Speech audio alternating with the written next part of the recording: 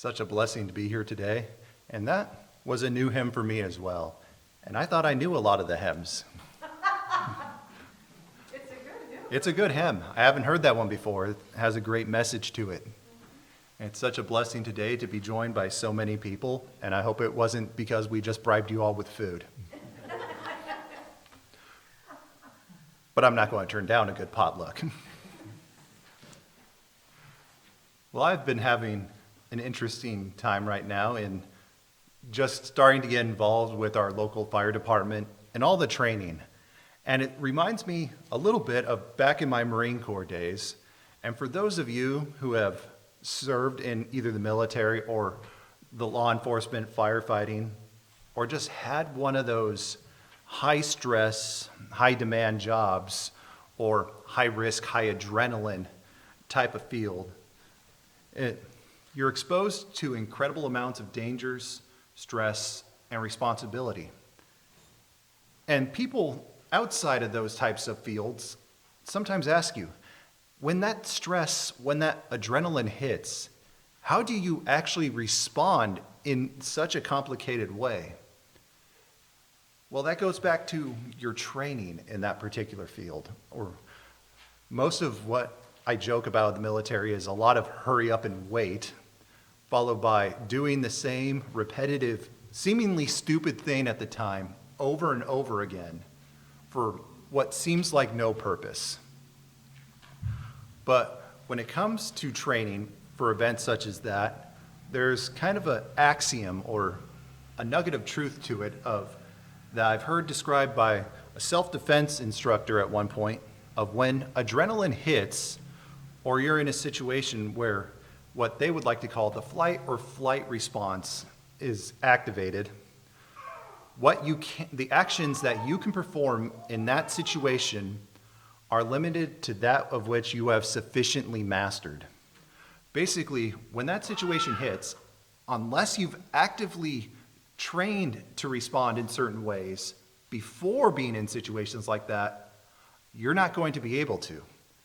That's why they call it the flight or flight response. Now we're going to come back to this idea near the end of the sermon. And today we're going to be continuing on in the book of Jonah. Today we're going to be looking at Jonah 4, verses 5 through 8. And Jonah has already made his case before God when we covered last time in the first 4 verses. He is angry at God for saving the Ninevites. He's angry at God because God doesn't live up to his ideal image of who God should be. And he's angry because those characteristics of God that he described are true. And God asked him the question last week, is it right for you to be angry? And we explored the source of Jonah's anger and our right as an individual to be angry and what we should do with anger as Christians. But now God is going to explore a bit of that answer, because as far as we're told in the book of Jonah this first time, he doesn't answer this question. So God is going to create a scenario in which he's going to see if Jonah's anger is justified. So we are continuing on in Jonah 4, verses 5 through 8. So Jonah went out of the city and sat on the east side of the city. There he made himself a shelter and sat under it in the shade, till he might see what would become of the city. And God prepared a plant and made it come up over Jonah, that it might shade his head and deliver him from his misery. So Jonah was very grateful for the plant. But as morning dawned the next day, God prepared a worm, and so it damaged the plant, that it withered. And it happened, when the sun arose, that God prepared a vehement east wind. The sun beat on Jonah's head, so that he grew faint. Then he wished for death for himself and said, "It is better for me to die than to live." May the Lord add his blessing to the reading of his holy word. Now, when it comes to this particular part of Scripture, it's interesting to see what some of the commentators or some of the critics of Jonah have to say about this particular passage. For they dwell on certain exact points in here of which they're interpretation of the passage hinge on.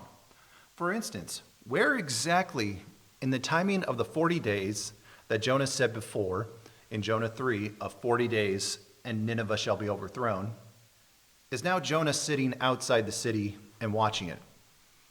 Is it before the 40 days ended? Is it after? And their interpretation seems to lie on it happening one way or the other. Or there is actually quite a big debate in seemingly the ancient Christian world of what type of plant was this? Jerome, the author, or the one who is responsible for translating the Bible from the original Greek into Latin, which was the basis used by the Catholic Church for a number of years, called the plant some sort of ivy. Others criticize him, saying, no, it was a gourd. And their interpretation of the passage is caught up in what type of plant was it, or even the direction of the wind. For it coming from the east heralds God's judgment, they would say, because bad things in the Bible happen or come from the east, that representing God's wrath, and their interpretation of this passage relies on such meaning one way or another. And we've explored some of these issues overall in the book of Jonah, and I believe we handled it, or I tried to handle it carefully, of, say for instance, what kind of fish was it? Well, instead of debating what kind of fish, was it a fish, was it a whale, we tried to focus on it was the mechanism by which God provided to save Jonah. The debate over exactly what city did Jonah try to flee to? We're just given a name, Tarshish, and there's debate over whether that's a city somewhere on the coast of Assyria, whether it's off the island of Cyprus, or even as far as Spain. And somehow exactly where it is interprets some people's interpretation of the story of Jonah. Instead of Jonah ran away from God, the degree of disobedience doesn't matter. He disobeyed God. Or there is talk over what exactly of the conversion of the Ninevites and the sailors, for they're mentioned once and never again. And their interpretation of the book of Jonah hinges on these things, instead of the grand story of God saving sinners. What does the book of Jonah then teach us? And this is what we have been exploring these past couple of months. We have seen throughout the book of Jonah God's desire to save sinners. We've been seeing quite a bit about human nature. Some people that in their time frame would have nothing to do with God, should have no reason to repent, yet they do. And Jonah, who has every reason to know who God is and accurately points out, as we saw last week, who God's character is, chooses to ignore him. We have seen themes of forgiveness, and we have seen several themes or come to understand more characteristics about God, whether it be his omnipotence, his sovereignty, his mercy, his righteousness, or his justice. So as we look at this passage, we're not going to be diving heavily into what type of plant it was, what type of worm it was, the direction of the wind. We're going to be looking at what does this teach us overall about God, his desire to save sinners, and about human nature. For obviously he incorporated this passage, this chapter of Scripture, not just as kind of the short epilogue to the end of the greatest fish story, but as a chapter that teaches us much about him and much about ourselves. So in verse 5, we have Jonah, now outside of the city, deciding that he is going to be setting up a watch. Now there's even heavy debate over why Jonah is outside of the city. Well, we do have some certainties from this particular passage in it of itself. We know that from this passage and from the previous chapter that Jonah has at least spent 3 days traveling throughout Nineveh delivering a message. And as far as we can tell from the passage itself, he has accurately delivered the message that God has given to him. Neither Jonah nor God indicate that the message Jonah gave, which was specifically 40 days and Nineveh shall be overthrown, is in any way false or somehow cutting it short. That seems to be the message given to him by God, and he faithfully delivered it. We have no evidence to believe to the contrary. We do also know that Jonah became angry. We explored that last week. In today's passage, we have seen that he leaves the city, and he also sets up a watch to the east of the city. Those are the certainties of the actions that Jonah has taken. Now, I briefly mentioned there's some conjecture that we're just going to cover briefly because it's kind of interesting to see the scholarly interpretations of it. And one of these is, where does this take place in the time frame of 40 days? Some people say it takes place after the 40 days because God has forgiven them. But God may have just seen how repentant they were after 3 days of hearing Jonah and forgave them right there. It could be that Jonah preached for 3 days, and now on day 3, he has 37 days to wait for the end of whatever God has said will take place in 40 days. And some scholars hinge their entire conclusion of this passage and of the book of Jonah as a whole on this time frame. Some make claim that Jonah is somehow shirking in his duty now by going out and watching the city of Nineveh to see what will happen to it. For surely now that they have been spared God's wrath, he needs to go into the city and minister to the people there and teach them more about God. Well, we're not told if that's what Jonah is supposed to do. We're not told of any additional commands or tasks given to him by God. We know that he gets angry about the situation and he leaves, but we're not told if God had any additional tasks for him to still do in this regard. Some suggest that Jonah should have instructed the people further. Last week we talked of a prophet who disobeyed God, who listened to a false prophecy and paid for his life for that particular task. He was called to go to Bethel to deliver a prophecy against King Jeroboam I, who tried to set up an altar to two golden calves, one at Dan, one at Bethel, and claim that they were the gods that led them out of Egypt. And that prophet, at the time he delivered the prophecy, delivered it, and King Jeroboam tried to pull him aside. And in 1 Kings 13:7 it says, "Then the king said to the man of God, 'Come home with me and refresh yourself, and I will give you a reward.' But the man of God said to the king, 'If you were to give me half your house, I would not go with you, nor would I eat bread, nor drink water in this place. For it was commanded to me by the word of the Lord, saying, You shall not eat bread, nor drink water, nor return by the way you came.' So he went another way, and did not return the way he came to Bethel." That prophet there in that particular regard was told specifically of what he was supposed to do. And ultimately he failed when he listened to another false prophet who claimed that God gave him a different message. But we are not told the exact commands that Jonah was given. Perhaps he was supposed to go back in the city and minister to them. God doesn't tell us. It's not recorded in this book, and Jonah doesn't tell us either. It could be that Jonah was supposed to return home to Israel. We're not told that.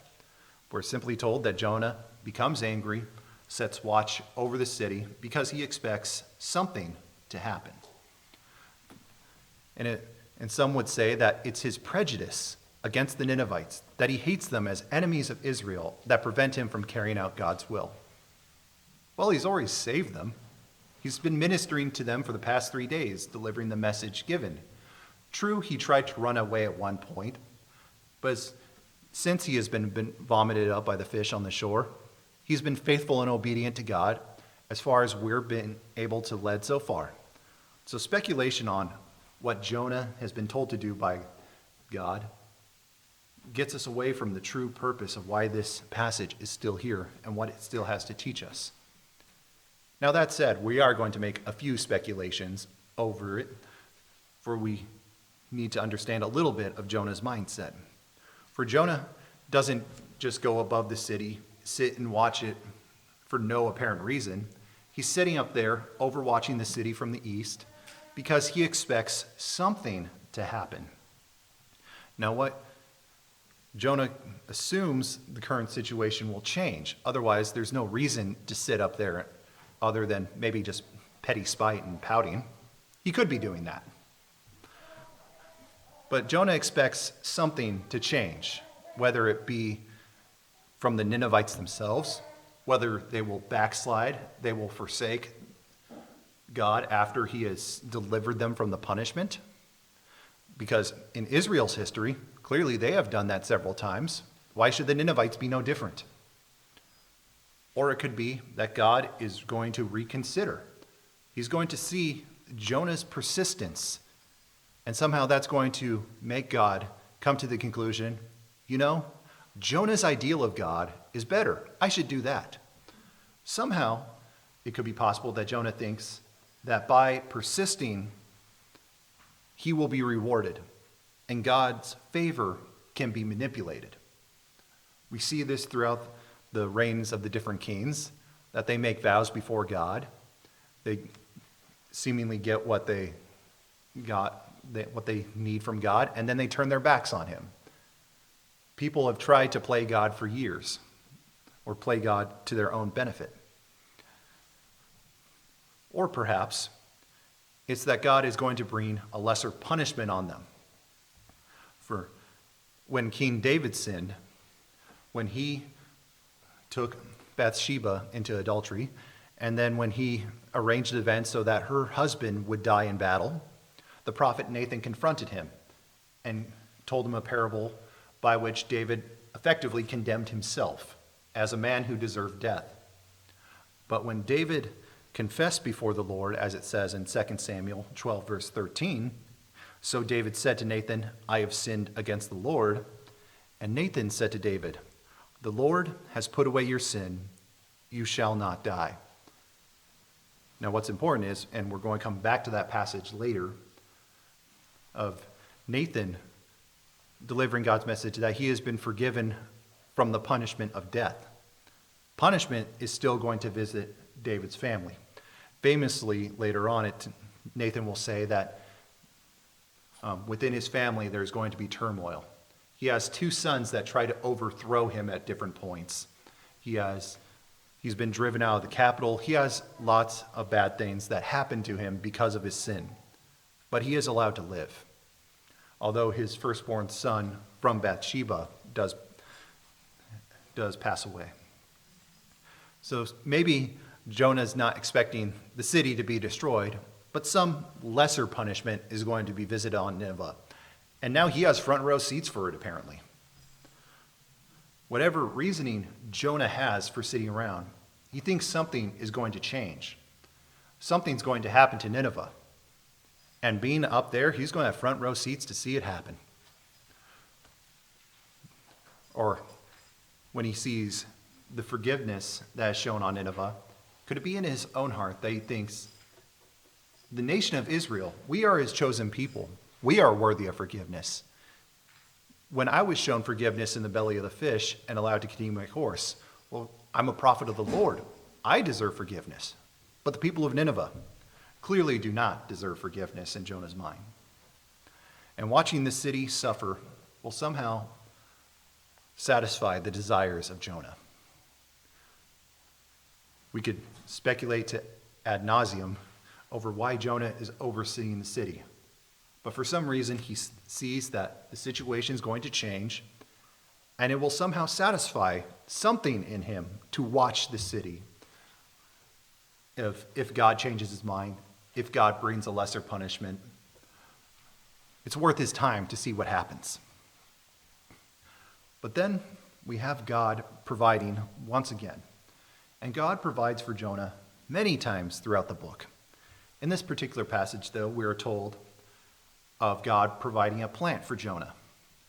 Now, what's interesting about this plant, not that of what type of plant it is, that the plant that God provides, it says at the end of verse 6 that he was very grateful for the plant.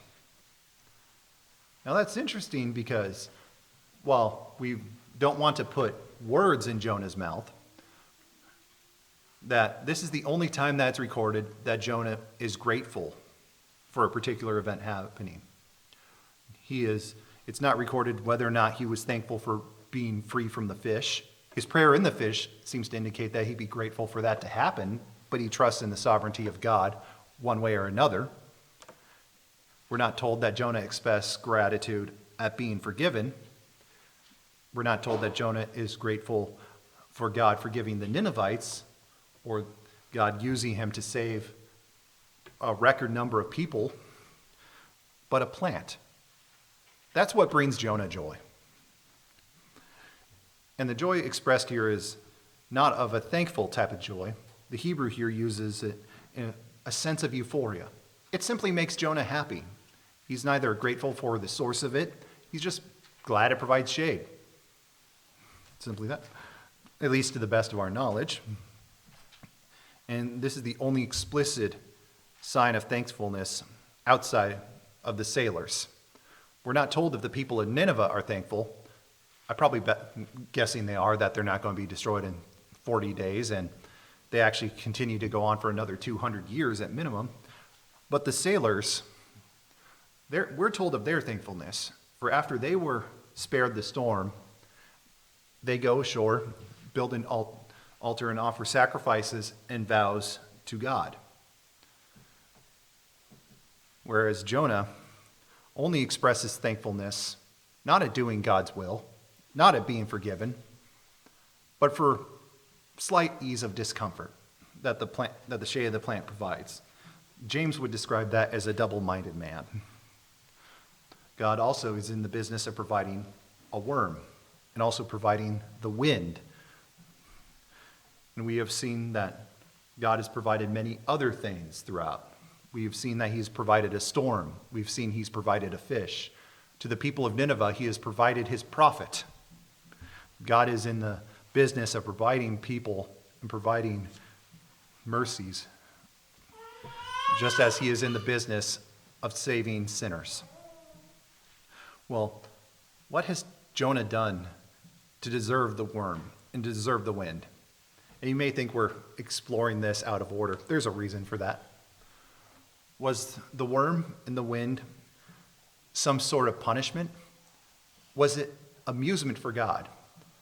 Modern day people seem to think of God as this vengeful God that seems to get his kicks out of tormenting people, or just waiting up there with a magnifying glass ready to torment people.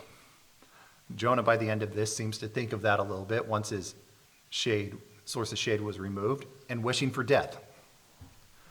What is it that God is trying to teach Jonah in this particular instant? Compassion? Anger? To trust in God's judgment?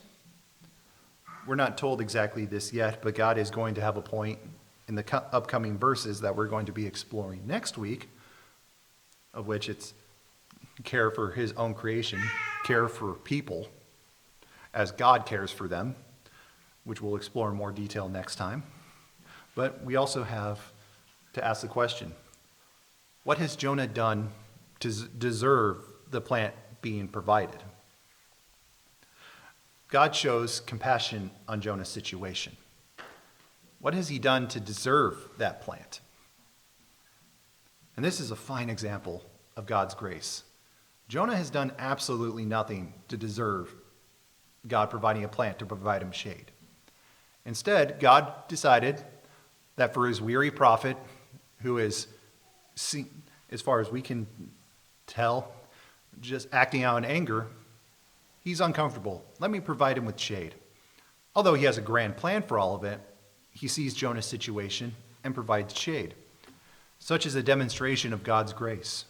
We have done nothing to deserve of the salvation, of the forgiveness that has been shown us.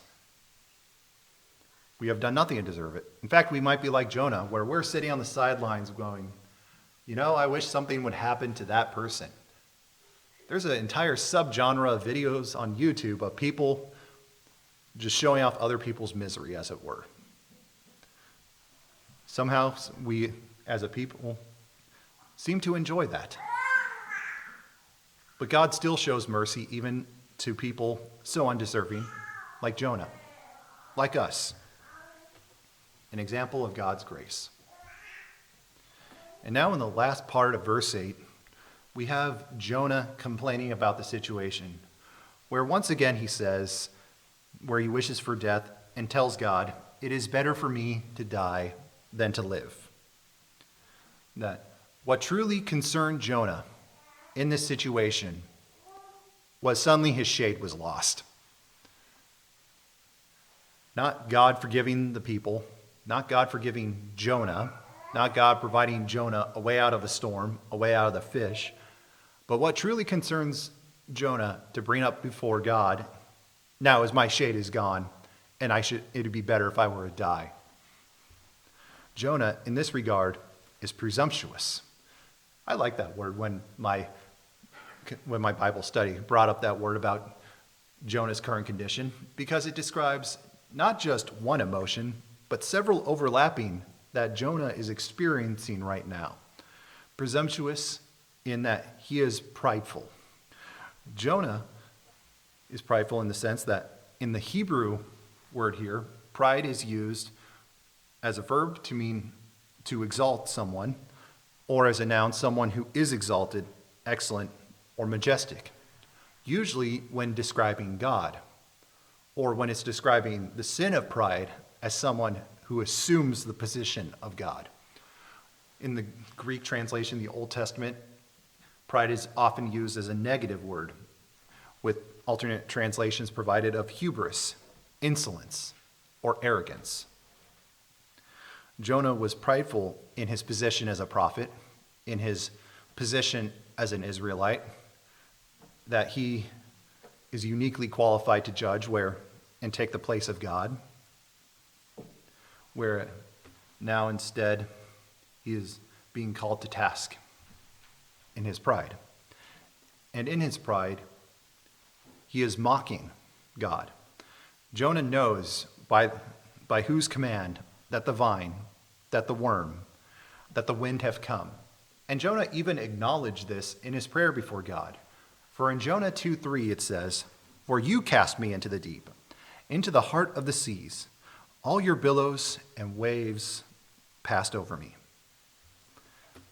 By not turning to God now as his Savior, as he did in the past, he is mocking God. For it's not as if he doesn't understand God. He clearly stated before of who God is in verse 2 when he describes God as gracious, merciful, slow to anger, and abundant in loving kindness, one who relents from doing harm. For he knows that God is able, but in Jonah's mind, he is not worthy. He knows God is merciful, but not deserving of Jonah's turning to him for mercy. He knows God is a personal God, but in this moment right now, Jonah doesn't care. And in his pride and in his mocking, he is blaspheming against God. Blasphemy is a word that we don't get to use as often today as we have in the past, where the dictionary defines it as words or actions that dishonor God, rejecting God in an insulting, contemptuous, or in a manner lacking reverence for God. That's not exactly the dictionary definition, expanded it a little bit, but he is blasphemous not only in him mocking God, not turning to God, but what his actions are now bringing about to the outside observer. For we turn back now to King David and his sin that he has before God, where in 2 Samuel, where he looked at God sparing David, the prophet Nathan also relates to David this in verse 14 of 2 Samuel 12. "However, because of this deed, you have given great occasion to the enemies of the Lord to blaspheme," pointing out that once again, that Jonah, by acting out in such a childish manner, by watching on spitefully, hoping for the destruction of others, is creating an example for others to blaspheme the Lord. Not just his actions before God, but enabling others to blaspheme before God. Obedience, by contrast, is much different. And that's why I pointed out a little bit of, in the beginning, Jonah not following what God, or the critics saying that Jonah is disobeying God by not ministering to the people, or by not going home, or by doing whatever other thing. We're not told the instruction of Jonah is what to give. But this is what I learned long ago when I was in Olympians Club at my home church. And my mom actually was one of the teachers then, but obedience, by contrast, is described in 3 different ways to me back then. Obedience is not only doing what is asked, it is doing it in a time frame of the one asking it expects you to do it, and having a servant's heart in obedience. Now that doesn't mean gleeful joy at doing a menial task that isn't fun. But it certainly means not muttering the entire time, "This is stupid, I hate the person who's doing this, why am I doing this?" As it seemed, Jonah, he is obeying God from all that we can tell from this point on. He may not have been given instruction to go back into the city, to go back to his home people, but he is not acting in the heart of obedience as he overwatches the city, seeing what is going to happen. Clearly, that is not in the heart of obedience. And when this comes back to the training I mentioned in the beginning, we shouldn't be surprised that Jonah is acting the way he is. Many of us, when situations that are uncomfortable for us to arise, well, sometimes we're only defaulted with whatever we have sufficiently mastered.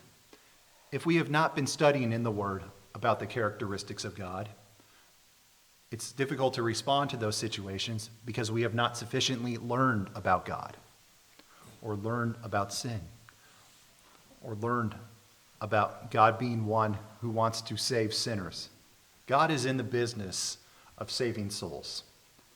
And if we're angry at God for placing us in certain situations because it affects my reputation, or my reputation as I see it, as we explored a little bit last week, of calling to credit Jonah's credibility as a prophet, are we really angry about the situation, or are we angry about who God is? As Jonah clearly points out, he is not mad that God saved, not only that God saved Nineveh, but God is the kind of God who saves people.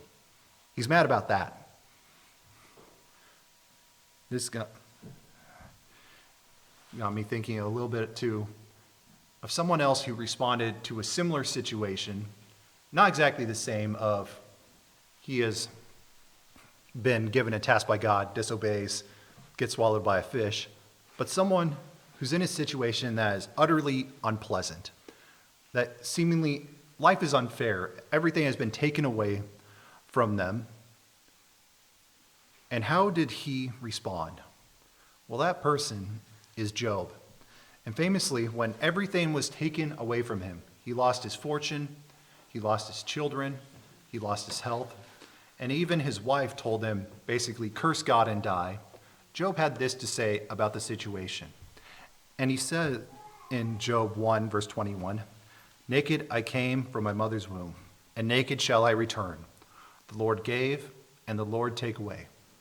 Blessed be the name of the Lord." Job's outlook, by contrast, shows us a much better response than Jonah. Jonah may not be happy about ministering to the ancestral enemies of his people, but he could have done it better. I think we can all agree at this point. And Job certainly has no reason to be happy.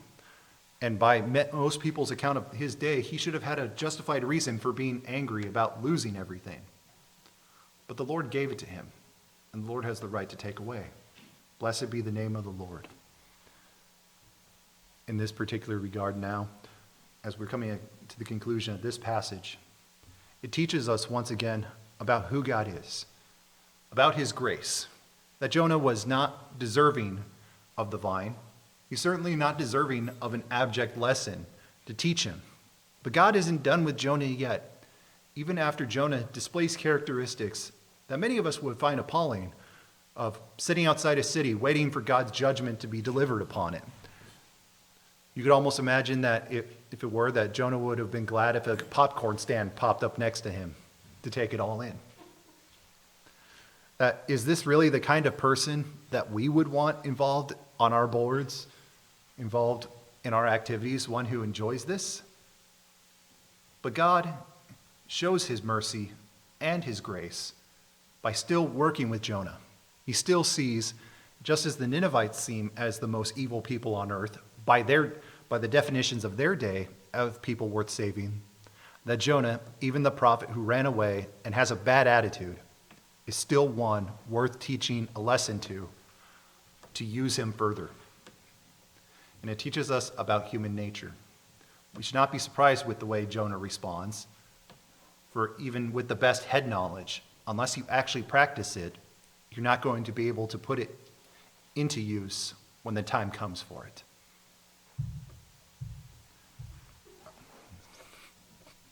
Sounds like someone's having fun back there. And I kind of lost my train of thought, but we're about 5 minutes over, so that's fine. I think we have learned a lot from the book of Jonah. And as we go into next week, God is going to basically now have him answer that question. Is it right for you to be angry? And what God was really trying to teach Jonah, not just in this last chapter, but throughout the entire book, of what he wants, of why he sends us out, why he has us minister to people who we may think don't deserve God's mercy and grace. Because God is reminding us once again that he is in the business of saving sinners. Amen? Amen.